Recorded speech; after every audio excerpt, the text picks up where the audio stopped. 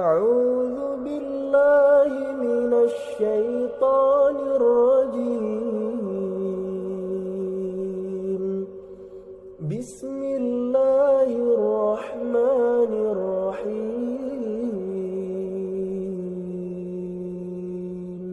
Alhamdulillah, salatan wassalaman ala rasulillah wa ala alihi wa sahbihi wa mawala. La hawla wa la quwwata illa billah.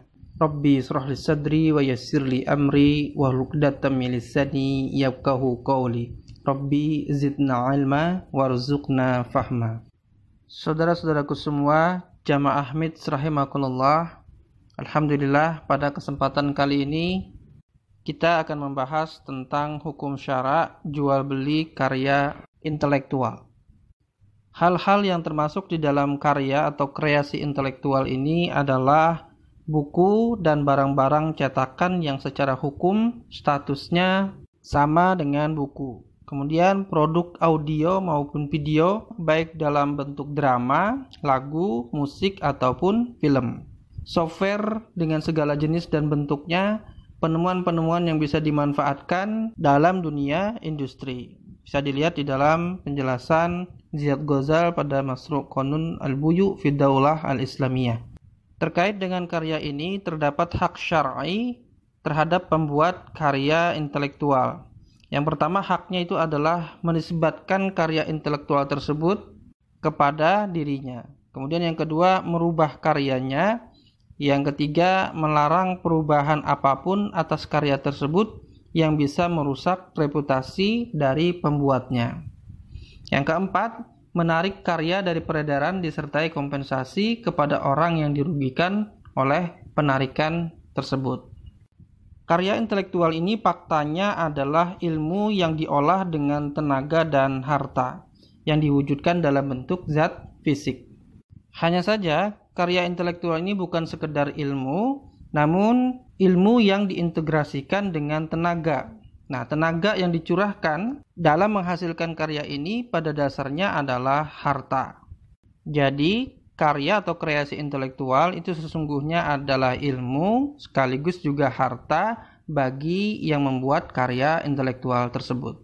Jemaah rahimakumullah, lalu bagaimana jual beli karya intelektual ini? Jual beli karya intelektual ini hukumnya adalah boleh, sebab karya intelektual termasuk harta yang dapat dimanfaatkan oleh pembeli dan secara syar'i boleh untuk dijual oleh pemiliknya. Nah, jual beli karya intelektual ini harus mengikuti aturan jual beli di dalam syariat Islam. Selama mengikuti aturan jual beli di dalam syariat Islam, maka sah dalam jual beli terkait dengan karya intelektual ini. Namun yang menjadi pertanyaan itu adalah bagaimana hak memanfaatkan karya intelektual ini bagi pembeli. Nah, hak pemanfaatan karya intelektual oleh pembeli ini terikat dengan hukum pemanfaatan atas fakta dari karya intelektual tersebut. Sehingga hukum pemanfaatannya itu terbagi menjadi dua, yaitu karya intelektual itu sebagai ilmu dan karya intelektual itu sebagai harta bagi pembuatnya. Mari kita bahas satu persatu. Sebagai ilmu, pembeli boleh memanfaatkan karya intelektual tersebut untuk dirinya dan orang lain.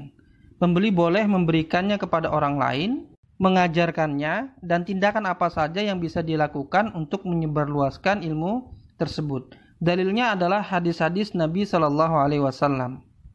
Man katama ilman aljamahullahu yaumal qiyamati bilijamim min nar. Siapa saja yang menutup-nutupi ilmu, maka Allah akan mencambuknya dengan cambuk dari api neraka. Dalam hadis yang lain disebutkan, ma min rajulin yahfadhu ilman fayaktumuhu illa utiya bihi yaumal qiyamah muljamam bilijamim min nar.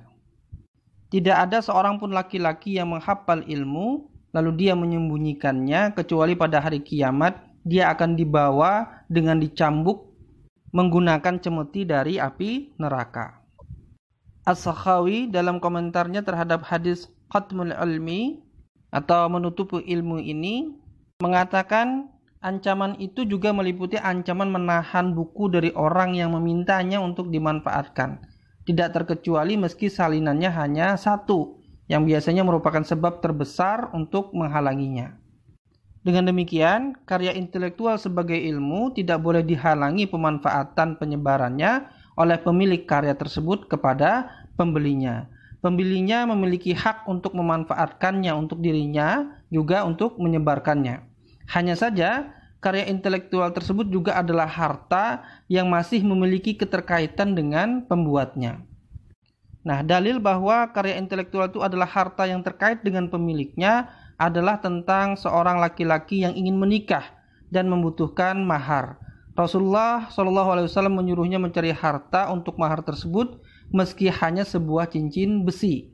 Kemudian laki-laki itu kembali lagi dan mengatakan, "Ma wajadtu syai'an wala khataman min hadid." Faqala, "Hal ma'aka minal Qur'ani syai'un?" Qala, "Ma'i suratu kadza wa suratu kadza." Qala, "Idhhab faqad ankahtukaha bima ma'aka minal Qur'an." Aku tidak menemukan apa-apa meski hanya sebuah cincin besi. Kata pemuda itu, Rasulullah SAW bersabda, "Apakah engkau hafal sesuatu dari Al-Quran?" Kemudian pemuda atau laki-laki itu menjawab, "Aku hafal surat ini dan surat ini." Rasulullah SAW bersabda, "Pergilah, aku telah nikahkan engkau dengannya dengan mahar hafalan dari Al-Quran." Hadis riwayat Imam Bukhari. Jamaah Ahmad rahimakumullah, hal ini menunjukkan bahwa tenaga laki-laki tadi mengajarkan hafalan Al-Quran kepada wanita tersebut dapat dijadikan sebagai mahar. Padahal mahar haruslah berupa harta saja, sebagaimana firman Allah dalam Quran Surah An-Nisa ayat 24. Nah, hal ini menjadi dalil bahwa karya intelektual itu adalah harta bagi pembuatnya. Karena statusnya sebagai harta, maka kalau karya tersebut dieksploitasi secara komersial oleh orang lain, berarti sama dengan mengeksploitasi harta orang lain tanpa seizin pemiliknya. Nah, pembuat karya tersebut juga tidak boleh melarang pembeli untuk memanfaatkan harta tersebut secara komersial. Namun, pemilik karya tersebut berhak untuk memperoleh kompensasi materi atas pengeksploitasian karyanya secara komersial tersebut. Pemilik karya tersebut juga tidak boleh membatasi komersialisasi hartanya hanya kepada sebagian orang atau sebagian pembeli saja. Artinya memiliki hak eksklusivitas. Sebab membatasi hak menerbitkan karya tersebut untuk sebagian orang dan melarang untuk yang lainnya telah menyebabkan terjadinya penimbunan barang. Dan ini hukumnya jelas haram. Rasulullah SAW bersabda, "Man ihtiqara fahuwa khati'un." Siapa saja yang menimbun maka dia bersalah. Makna tekstual hadis-hadis yang menyatakan tentang penimbunan ini menunjukkan hukum haramnya menimbun apa saja, termasuk eksklusivitas di dalam karya intelektual ini. Karena karya intelektual ini adalah harta bagi pembuatnya, maka ketika pembuatnya ini meninggal, harta ini beralih kepada ahli warisnya. Man taraka haqqan aw malan fahuwa liwarathtihi ba'da mautihi. Siapa saja yang meninggalkan suatu hak atau harta, maka ia atau hak atau harta itu adalah untuk ahli warisnya setelah wafatnya. Nah, kata harta dalam hadis tersebut bermakna umum, mencakup semua harta yang ditinggalkan oleh si mayit, termasuk harta dalam bentuk kekayaan intelektual ini. Jamaah Ahmad rahimakumullah, kesimpulannya, yang pertama, karya intelektual itu adalah ilmu sekaligus juga harta. Yang kedua, memperjualbelikannya itu adalah boleh. Kemudian yang ketiga, pembuat karya ini memiliki hak-hak syar'i tertentu terhadap karyanya meski sudah dijualnya kepada pembeli. Nah, yang keempat, pembeli itu boleh memanfaatkan karya tersebut termasuk secara komersial, namun harus dengan izin pembuat atau ahli warisnya, dan pembuat atau ahli warisnya ini berhak meminta kompensasi dari komersialisasi karyanya tersebut. Demikian pembahasan kita tentang jual beli karya intelektual ini. Wallahu a'lam bishawab. Hadanallahu wa iyyakum ajmain. Subhanakallahumma wa bihamdika asyhadu an la ilaha illa anta astaghfiruka wa atubu ilaik. Wassalamualaikum warahmatullahi wabarakatuh.